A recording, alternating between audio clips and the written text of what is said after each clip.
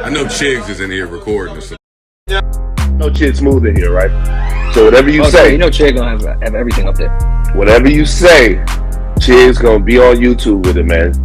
Ak, you're being a hypocrite. So as most of you guys know, Akademiks was exposed a couple days ago by his ex-girlfriend. She revealed that not only does he allegedly have herpes, he made her abort the baby they were supposed to have, and just all types of wild stuff that somebody of that stature like Akademiks should not have. Now this next part takes the cake when Akademiks speaks on almost getting robbed at his house. Apparently, he invited the friend of the ex-girlfriend, yes, the toxic one, over to stay at his house. She had a boyfriend that was in the street, told the guy Ak's location, basically tried to backdoor him. I'm gonna play the clip shortly of Ak speaking on it in detail, but Ak, come on, bro. This is very, very hypocritical of you. You talk about rappers dealing with toxic women and how rappers should never have to deal with those kind of women. Meanwhile, you're dealing with the same kind of women at your house. Now, not only did Akademiks refuse to blame the ex-girlfriend for the whole situation, but he refused to cut her off as well. That's right, he was still dealing with her,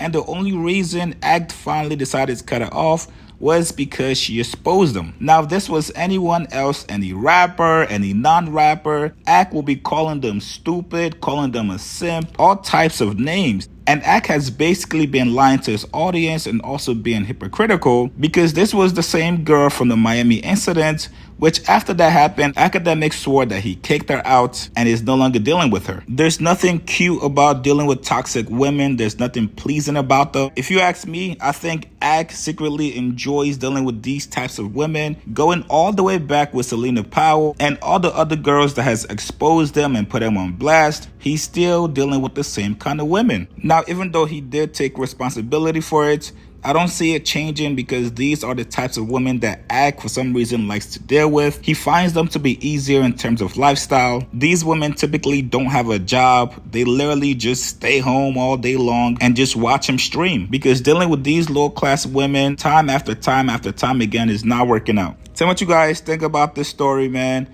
Here's Akademiks describing it in detail. Push comments below. Subscribe to my channel, like this video. See you guys later. She tired.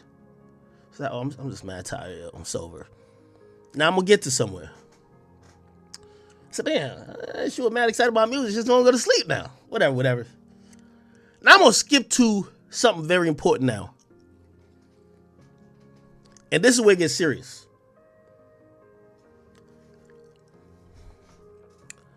At 4:30 a.m., thanks to the Lord God himself. And by the way, I'm not blaming this on my chick. You know, trust me, I've whatever. Thank God we were up. There was two dudes, one with a Draco, an AK-47, and another nigga with a pistol that tried to run in my house. Now, there's car thefts that happen. I remember, luckily we were up.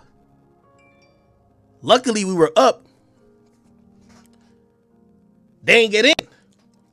But it was crazy because they ran a route to the crib. Like, I got this mad space. They ran to one's place.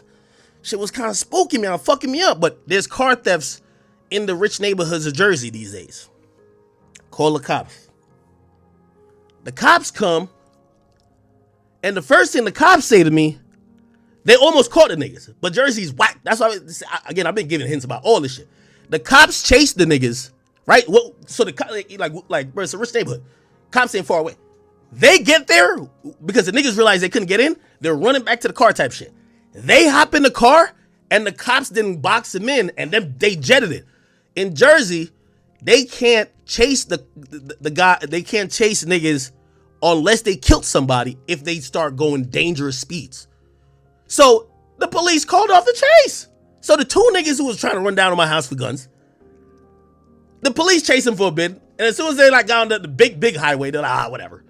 So I'm wilding now. Anyway, the police come back. When they pull up to my crib, they see that time my girl or my ex had her car at my crib. The first thing they say is, yo, whose car is that? I said, wow. So I had chicks around me. I said, let me go talk to you for a little bit. The cop said, I ain't gonna hold you. The nigga we were chasing, because they got license plate readers. So that's why they're like, we got the license plate. Blah. They said the nigga we were chasing, he don't got a Jersey license plate. He got a license plate from that state. The state of the car that's in your driveway. Well, I said, I said, I only know 2 people from there. One's my chick. The other one is her best friend, the one she knew from the cradle. Bet. Whatever. Cops come in, whatever. I'm start looking at some of my cameras and shit like that. Looking at the cameras shit. What I noticed is that 3:30 a.m., remember the chick who said she wanted to record but she was sleepy? She woke up, walked directly to one door, opened it, and went right back up to where she was sleeping at.